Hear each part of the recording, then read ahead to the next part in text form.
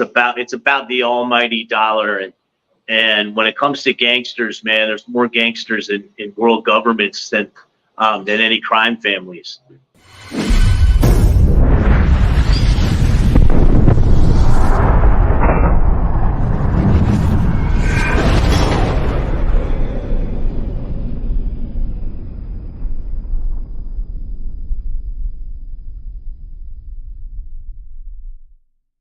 Welcome to this episode of Chattin with Staxx. I'm your host, Bill Staxx, and today I got the king of Connecticut, Matt Granahan. What's up, man? What's going on, brother? Glad to be here. The pernicious purveyor of preposterous pomposity, the paragon of pugilistic punditry here on Chattin with Staxx. It's great to be here, brother, with a fellow Connecticut guy. Yeah, appreciate you, man. I've been following you for quite a bit. You have quite the reputation out here in Connecticut. I love it. I'm supposed to be going back. I'm waiting for the athletic director from Norwalk High. Got the coach there now, Charlie Vlado, because Spiro Papakosmos, the Golden Greek, he contacted me last year to come up there to headline another fundraiser. We had done one years ago, but he needed a new heart. Spiro had was on the brink of death last time when I was up there, man. He's a legend of Connecticut wrestling. He's in the top 5 for total wins from Norwalk Wrestling, and he had me kind of replace him at headlining the last show, and now he says he wants to get up there, but I don't know, man. Spiro's a great wrestler, but those Greeks in my hometown, man, they're a bunch of slumlords, and they've ruined my hometown. So what is your hometown? Where were you born and raised? I was born and raised in the WAC, Norwalk, Connecticut, on the Golden Sound, Strong Island Sound. I've been out in Norwalk. I've tattooed quite a bit of people down there, and I had some crazy run-ins down there with some police officers, and I might know him. One of my buddies out of high school that unfortunately himself was a cop there. The legendary Kirk Kazoffel was a wild man, and he got into some trouble for, I don't want to get into what it was, but something with his wife or girlfriend. Ended up speeding down Route 7, and they got that blockade, and he just went full bore. I don't know what he was on, but R.I.P. to the great Kirk Kazoffel. I didn't think we were going to talk about him, but yeah, he was a cop in Norwalk back in the old days, back in the day. My good friend, his name was Matt, and he was a police officer in Norwalk. He ended up getting caught with some drugs.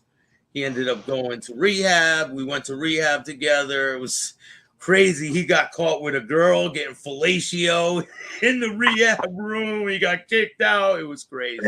Yeah, you do some mob stuff, and I always say the quote that Phil Baroni Sr. told me. It was a Gold Star detective, the NYPD, that if you want to be a gangster, it's best to have a badge.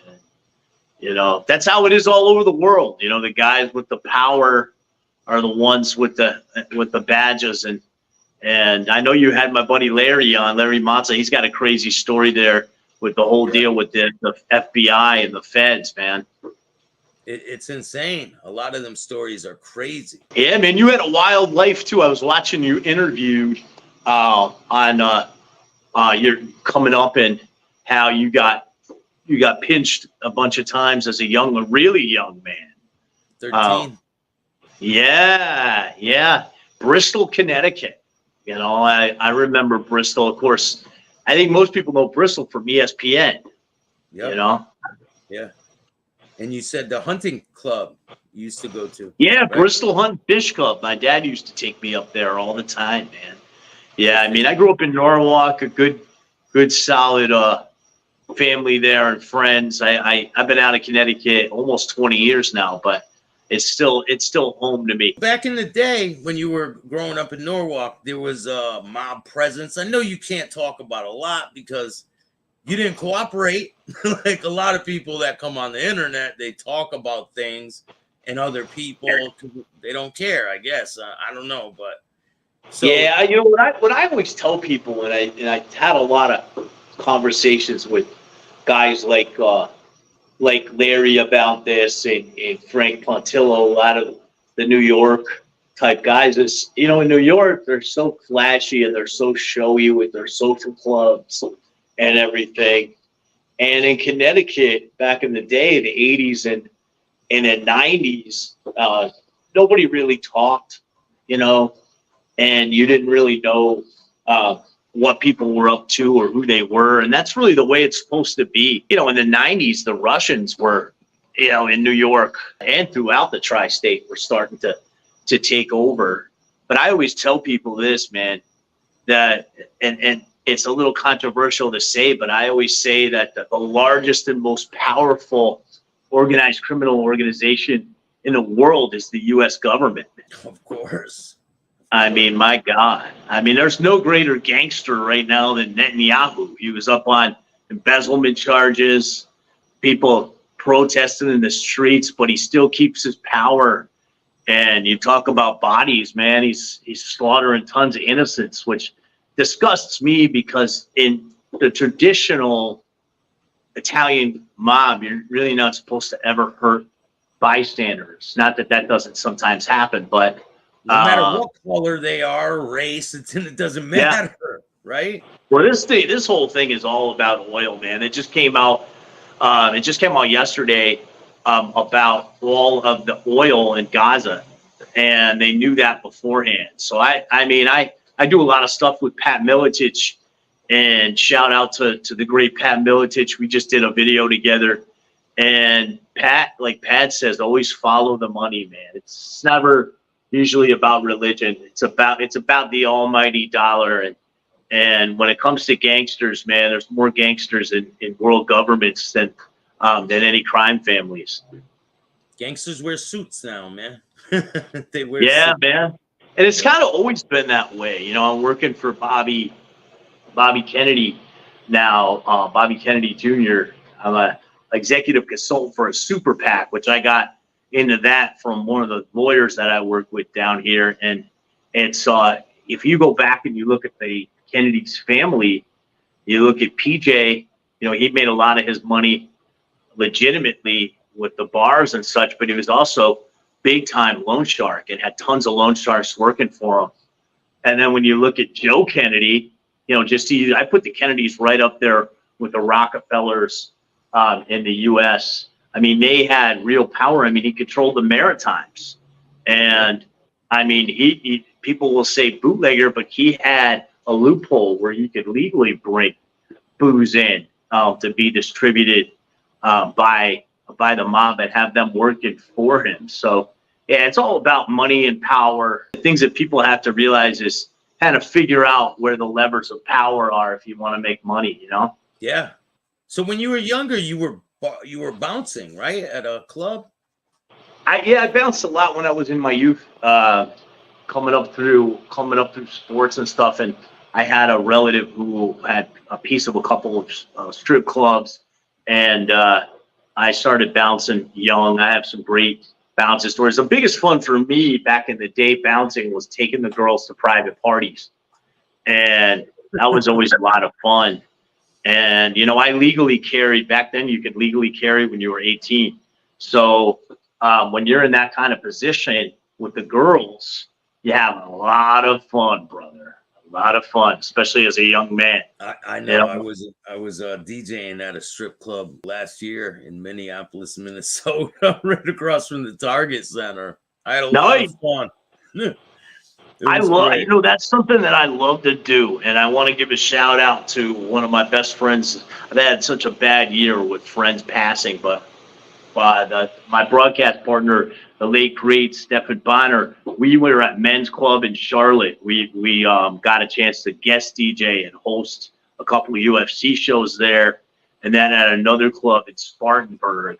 There's a great clip of that with Summer Steele and Gina Carucci with her big juicy Carucci's up on stage with us. But I love it. I love to work the mic, man. And that's the more fun side. You know, and bouncing at a strip club is more, if you're chill, you're relaxed, you can have a lot of fun with it, you know. And I was never somebody that was yoking a lot of guys. I was more chill, and more like what does Swayze say from that old movie Roadhouse? What does he call it? A chiller or a cooler? Tries to calm things down, de-escalate the situation, right? Yeah, man. I mean, that's how I am, and always been. And there's been clubs that I bounced at. I didn't bounce that was a long time ago. I'm getting up there in years now, man. The Silver Sage, hair's gone all white, but at least it's still there, brother. So they got the pompadour popping, man. But back in the day, women love that, man. They love that. The silver fox. They love the hair, but women will ask me if I color my hair. I'm like, do people color their hair gray? A lot of people do that. Yeah, they do. It's wild. Yeah. But there was so much fun you could have as a young man, like back in the day, working in the strip clubs. It was a part of my youth that I cherished, brother. And then I got in the booze distribution side business after college, mid '90s, and did that kind of simultaneously. So I got a gig at one of the clubs that my uncle had a piece of, where I was ordering the booze and stuff through myself for like 3 different clubs. So I was getting the commission on it, and part-time managing one of the clubs. So it was a fun life, back up north. And it was different back then when it came to, the gangsters. It wasn't as flashy. I mean, there were places where we knew that a lot of guys, like certain people that I knew hung out, like the old Red Lion there on Route 7 back in the day was a famous Notorious Mob hangout. But it was more. It wasn't as showy as these New York guys, and people were cleaning their money, and that's one of the things. One of the things that I always say to guys like Larry and Johnny A. I say, look, you guys, New York guys, got it all wrong, man.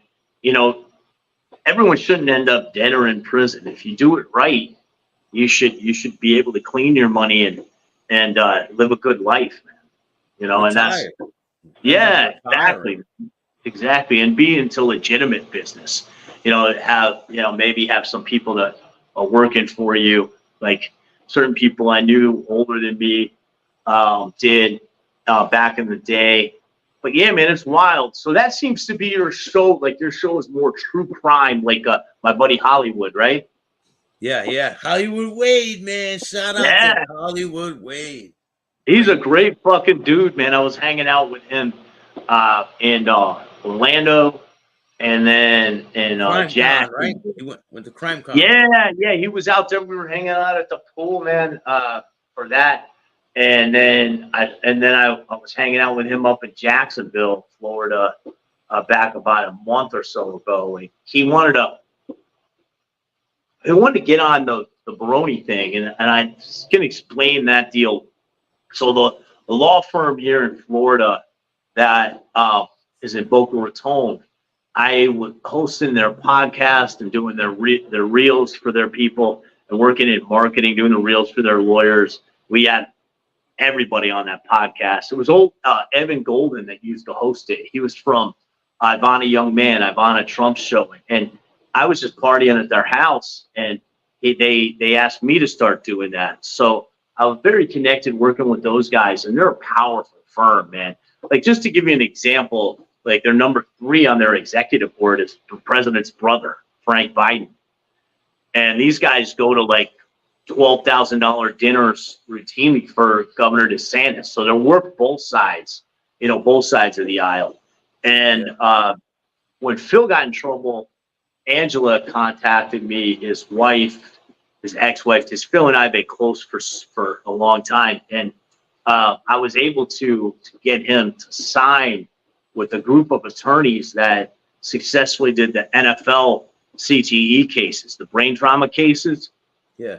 And in exchange for that, and that's one of the things that Bravo, if you watch Bravo Films, he did like a 7-part documentary on Phil, and he left a ton of stuff out One of the things he left out was he tried to say that the family paid hundreds of thousands of dollars. There were people in Phil's family that did pony up some money, but the majority of it came from the firms because I ran the cases of guys like Militich and his team and some other fight teams that I was close to. I ran those guys to sign, and they were hooking Phil up and still are, being in the safe side of Chorizo prison. So he's still in Chorizo.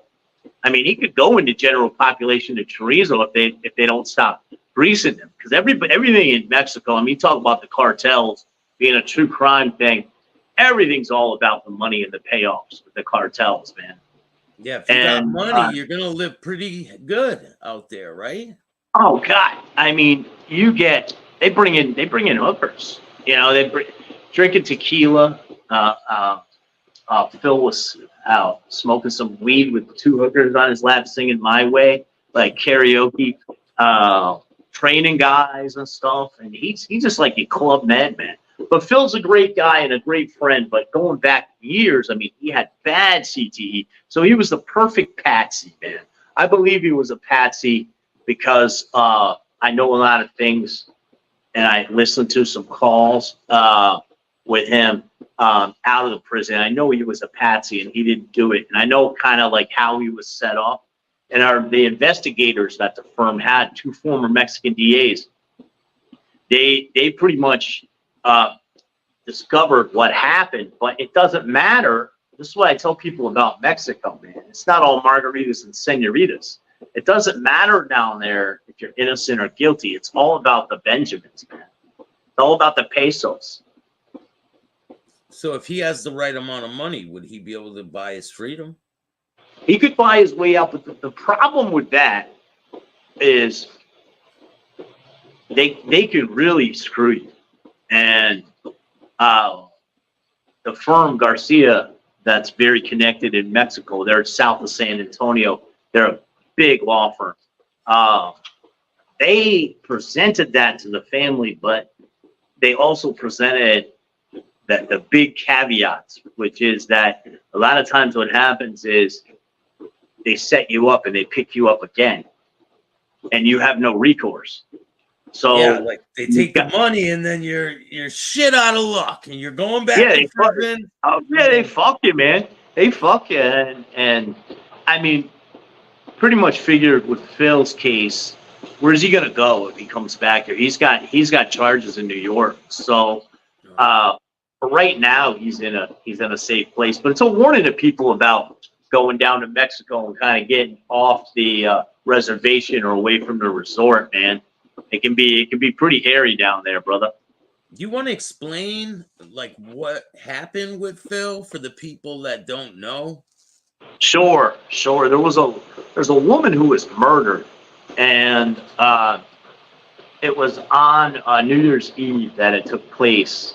And they were saying it was his girlfriend, but his girlfriend actually visits him, like within the chorizo. But it was a girl. But what happened in reality is there were multiple girls there. That was a part. It's kind of like, you ever see the movie Very Bad Things? Yeah. That's why I tell people, picture a party like Very Bad Thing, where everybody's partying. And Phil doesn't even speak the language. And they literally sent him out to go get beer. And when he came back, from what the investigator said, there were other guys that were in the room and left. And he came back and the woman was dead. Now, Phil was on the street, quite a bit. He used to collect money. He used to do home invasions. His father was a real crooked cop. NYPD Gold Star that kind of ratted in the whole Gotti Jr. thing and kept himself out of prison. But Phil comes back to the room and she's dead. But he freaked out and he went and got police. So the crazy part of that whole story was the police report was mainly manufactured because there were no interpreter. He doesn't speak Spanish. So they see this guy, this patsy that they think has money, or his family has money, that was a big time fighter at one point. And he represents himself as the perfect patsy, and that's when the extortion, begins and began. When they brought me on and we got Garcia and the other attorneys and started the whole CTE thing, they were already extorting him and the family. And I don't want to get into his personal family situation, but certain relatives that may have had some money. And the great thing that I was able to do with getting Garcia and getting those guys signed is they know there's the big bucks that come from the suit, and then also from all these other guys that I have signed, the fighters I have signed. So they front a lot of the money to keep them in a safe place. But there's no right to a speedy trial in Mexico. People have to forget what they know about the U.S.